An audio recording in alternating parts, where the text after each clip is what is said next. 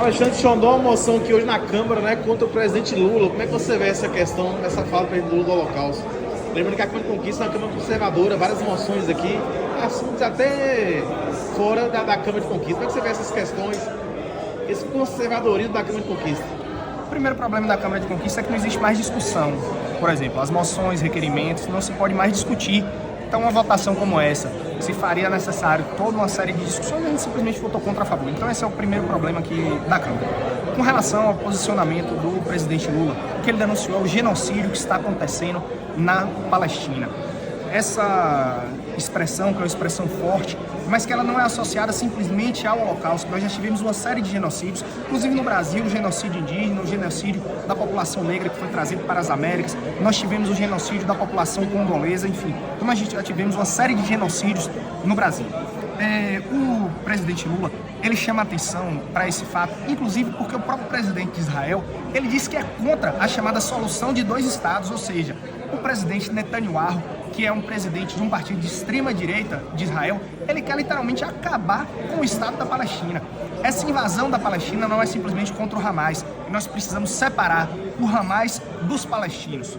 O Hamas é uma organização política que utiliza de estratégias e de táticas terroristas e por isso eu condeno veementemente o que aconteceu no ano passado, e esse é o posicionamento nosso, certo? Mas nós precisamos separar o que é o Hamas da Palestina. E hoje o que está em curso naquele território é uma tentativa de extermínio dos povos palestinos. Então por isso que o presidente Lula, ele foi muito firme em fazer essa denúncia. O presidente Lula vem buscando a paz desde o início dessa situação, vem clamando que nós tenhamos um cessar-fogo, e nós vimos que os Estados Unidos que têm vetado na ONU a postura de cessar-fogo. Mas após a fala do presidente Lula, a União Europeia e os Estados Unidos já estão falando em cessar-fogo naquela região. Então o que o presidente Lula traz é a busca pela paz, e é isso que nós queremos. E não dá para negar, o que está acontecendo na Palestina hoje é genocídio. O terrorismo do Hamas não justifica o genocídio dos palestinos. Voltando para a Câmara, como é que você vê a votação dessa moção? Olha, infelizmente, nós tivemos um avanço terrível do conservadorismo. Aqui nessa Câmara já tentaram aprovar moção de repúdio aqui contra Paulo Freire. Sabe assim, aqui o que a gente vê são absurdos cotidianamente. Infelizmente, a gente vê aqui e são muitas vezes de conveniência.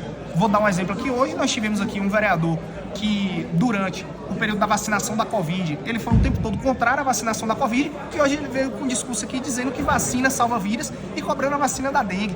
Mas ele se vacinou.